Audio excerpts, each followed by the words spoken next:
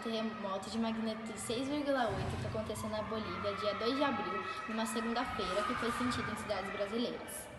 Segundo o SGS, o Serviço Geológico dos Estados Unidos, o terremoto aconteceu às 9 horas e 40 minutos pela hora local, 10 horas e 40 minutos de Brasília, e teve epicentro no sul boliviano, a 13 quilômetros de uma localidade chamada Carandaiti, com uma profundidade de 557 quilômetros. Na Bolívia, o terremoto sacudiu prédios altos, mas nenhum dano ou ferimento foi relatado cerca de 2 horas depois do tremor inicial. Nessa situação, o terremoto foi resultado do contato em profundidade existente entre as placas de Nazca e Sul-Americana, em que a placa de Nazca entra por baixo da Sul-Americana, fazendo com que a energia que está acumulada no local seja liberada sob forma de ondas sísmicas, que se espalham em todas as direções, gerando um tremor no solo.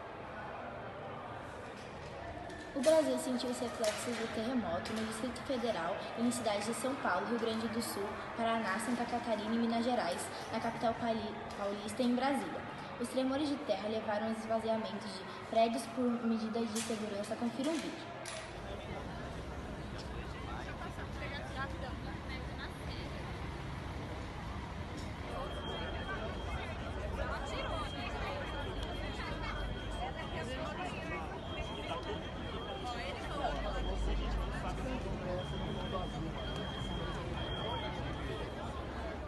Estamos aqui em São Paulo com um professor que sentiu os reflexos do terremoto que teve epicentro na Bolívia. César, como foi sua reação ao saber que se tratava de um terremoto? Eu estava dando aula e todos ficaram muito assustados. Janelas e ventiladores balançavam. A primeira reação foi tirar os alunos da sala. Você já tinha vivenciado algo parecido? Não, foi a primeira vez, mas tudo deu certo, graças a Deus. É com você, Gabi? Mas e aqui no Brasil? Não existem terremotos? É com você, Letícia. Então, Gabi, para responder essa pergunta, nós vamos ouvir a opinião de Daniela, moradora da Zona Sul de São Paulo. A senhora acha que existem terremotos no Brasil? Eu acho que não tenho certeza não, mas eu nunca percebi nada não. Bom, essa foi a opinião de Daniela. Mas, na verdade, aqui no Brasil existem sim terremotos, porém são fracos, por isso pouco perceptíveis e com abalos de destruição insignificantes, já que o nosso país está distante dos limites das placas tectônicas, tendo a menor atividade sísmica e vulcânica, diferentemente do Chile, por exemplo. O Chile foi o palco do terremoto mais grave da história, em 1960. Um sismo com magnitudes registradas entre 9,4 e 9,6 devastou o país e ainda provocou um tsunami que atingiu outros países no Oceano Pacífico. Estimativas da época apontam cerca de 6 mil mortos provocados pela tragédia. Por aqui, o terremoto mais grave ocorreu em 1955. Um sismo de 6,2 foi registrado na Serra do Trombador, no estado de Mato Grosso. Por se tratar de um lugar pouco habitado, o terremoto não deixou vítimas ou causou danos estruturais. Mas, em 1998 e em 2005, foram registrados sismos de 5,0 e 5,1 de magnitude. Esses causaram transtornos, já que havia mais gente morando no estado do Mato Grosso. Voltamos para os estúdios Bosco News. A próxima notícia é sobre os Estados Unidos, Reino Unido e França, que lançaram um ataque contra a Síria no dia 14 de abril, em resposta ao suposto uso de armas químicas ocorrido no dia 7 de abril. Para falarmos melhor desse assunto, temos que entender o contexto da guerra civil na Síria. Esse conflito interno começou com uma série de protestos populares em 26 de janeiro de 2011, há 7 anos atrás, progredindo para uma violenta revolta armada em 15 de março de 2011. A população luta para tirar o presidente Bashar al-Assad do poder, e o governo, por sua vez, diz estar apenas combatendo terroristas armados que querem desestabilizar o país.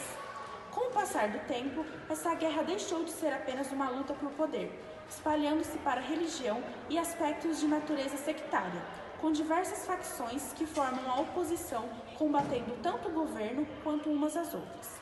O conflito atingiu também países como o Iraque e o Líbano, atiçando a rivalidade entre xiitas e sunitas, por uma questão religiosa. É com você, Lucas. É isso mesmo, Laura. E a Rússia também está envolvida nisso.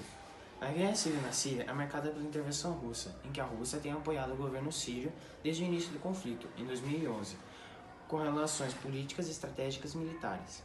A intervenção militar russa é tanto indireta, com o fornecimento de armamento, quanto direta, que começou em setembro de 2015, após um pedido de auxílio militar do governo sírio contra os grupos rebeldes e jihadistas.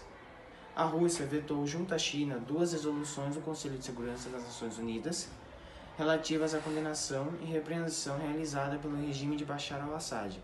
Inclusive, o primeiro-ministro Vladimir Putin afirmou que a Rússia não possui nenhuma relação especial com a Síria.